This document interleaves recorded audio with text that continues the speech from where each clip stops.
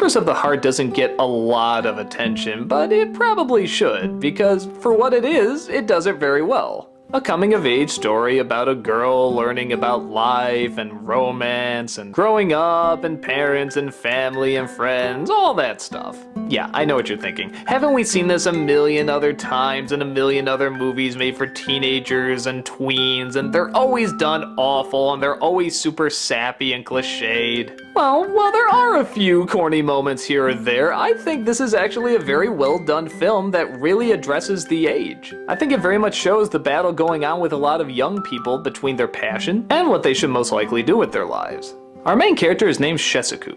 She's a bookworm who loves to write and discovers one day that all her favorite books are checked out by another person. She starts to daydream about who this person is, but then realizes it's a boy she can't stand. Over time, of course, they both start to lower their defenses and they realize they actually really like each other. But that's only one part of the story. Another part involves her discovering this antique shop where all sorts of statues and beautiful items give her ideas for stories. She befriends the owner and starts to find there's a real magic to the place, at least in a way that inspires her imagination.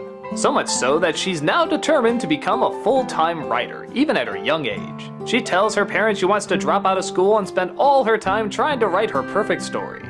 The parents, respectful that she wants to choose her own path, perhaps even a little too respectful, allow her to leave for a bit so she can do exactly that. Yeah, some would argue not the best choice, but then again, she does obviously learn her lesson, and I don't know, it's a little controversial, but it's an interesting talking point. And once again, that's kind of the very simple story. We're just following her around, seeing what her life is like, as she herself is trying to figure out what her life is like. Where is she going? What does she want to do? What's her destiny? What's her calling? All that fun stuff that teenagers ask themselves a million times when they're younger. The film has a lot of charm and even a lot of drama, but as before, there's not a ton of story.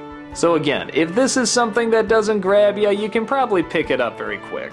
But I personally saw it as one of those annoying teen romp stories that were constantly advertised in America in the early 2000s and even nowadays, I'm sure, that's actually done right and done with respect to its main characters, and just young people in general.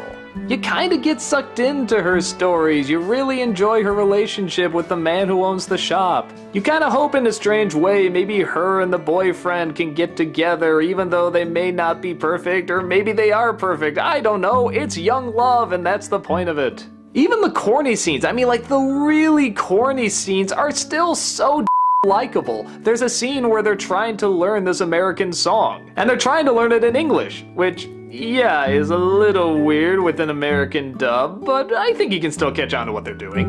And as they're trying to sing the song, all of a sudden all these guys are just getting back from a concert and they hear her singing, so what do? They all go down and they start playing with her. Oh my god, this is so silly and hokey, but I can't help it, it's just so likable. Maybe it's because the rest of the atmosphere of the film is just so down to earth and so mellow, so that when something like this happens that is pretty cheesy, you kind of accept it because it doesn't happen that much in this film.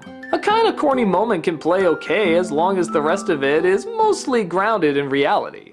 It doesn't go for too many obvious laughs or too many traditionally dramatic moments. It instead tries to capture that age when possibility starts to meet the real world. When dreams can be dashed, but when you discover that just means new ones can open up. The voice acting once again is very nicely done. I heard the girls that were best friends in this were actually best friends in real life, so they worked off each other much more naturally. They even got Carrie Elways for this one throwaway role that actually plays a bigger part in a later movie, but we'll get to that when we get to that. It's actually clever that they brought him in for just a few lines, but again, I can't say too much until we get to the later film. If I do have one problem with the film is that the ending is really sporadic, out of nowhere, and really fast. I mean, there's like no lead into the credits. It's like somebody says a line and then suddenly we're against these pretty buildings with a nice song playing with the credits rolling. There's no segue, there's no fade to black, there's no nothing, it just jumps straight to it.